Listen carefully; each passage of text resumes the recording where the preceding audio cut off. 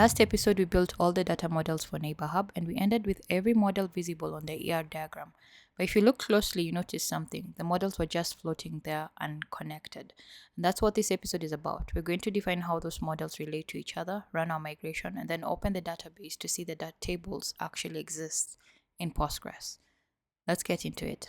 Now, relations in Serverpod work the same way they work in any relational database.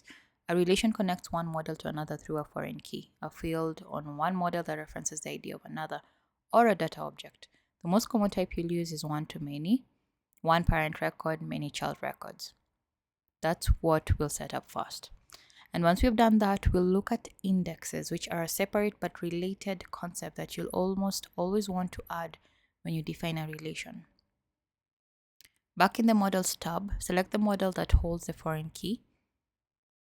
We're going to add a relation field to this model. Click Add Field. For the field name, Serverpod's convention for a relation field is the name of the parent model in camel case. For the type, select the parent model from the dropdown. Now you'll see the relation configuration section. This is where you tell Serverpod what kind of relation this is and how to handle it at the database level. Set it to one-to-many, and the relation field is set automatically. And finally, the onDelete behavior. This tells Postgres what to do with the child records if the parent record is deleted. The most common choices are cascade, which deletes the children when the parent is deleted, set null, where you set the foreign key to null instead of deleting, and restrict, where you prevent deletion if children exist. There it is in the YAML preview. The relation is defined, the foreign key field is there, and the onDelete behavior is set. Now save the model. Now before we move on, let's add an index to this relation field. This is something a lot of developers skip when they're moving fast and then wonder later why their queries are slow. So when you query child records by their foreign key, which you will constantly, Postgres has to scan the entire table to find matching rows unless there's an index on that column. So with an index, it's near instant. Without one, it gets slower as your data grows. So good habit is anytime you add a relation field, add an index on it. Now scroll down to the indexes section and click Add Index. Give it a name. Serverpod convention is a field name followed by _IDX.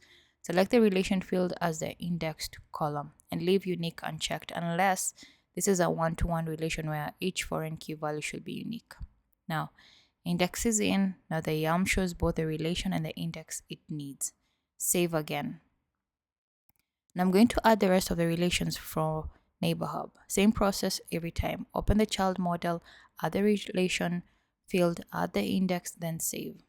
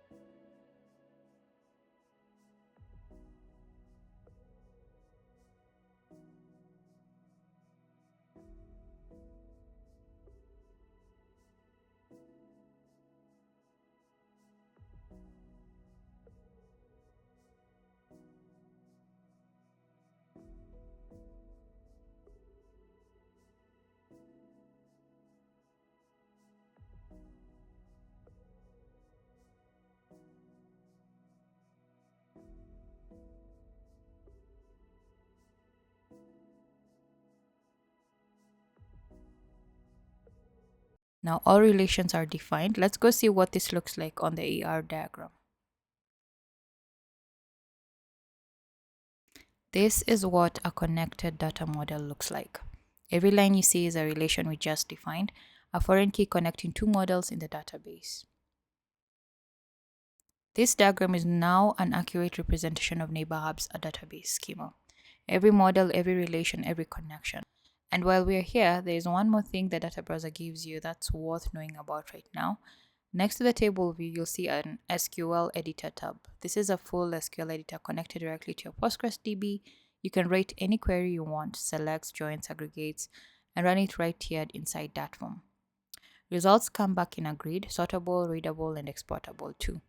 And for anything destructive like drop, delete, truncate, Dartform asks you to confirm before it runs, so you're protected from accidentally wiping your data with a mistyped query.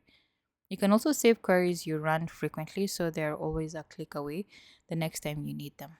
No external database client needed, no switching apps, everything you need to inspect and query your Serverpod database right here.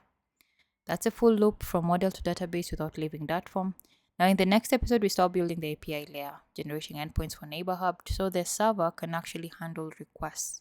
And we'll test those endpoints live right inside Dartform. If you haven't downloaded Dartform yet, guys, the link is in the description below.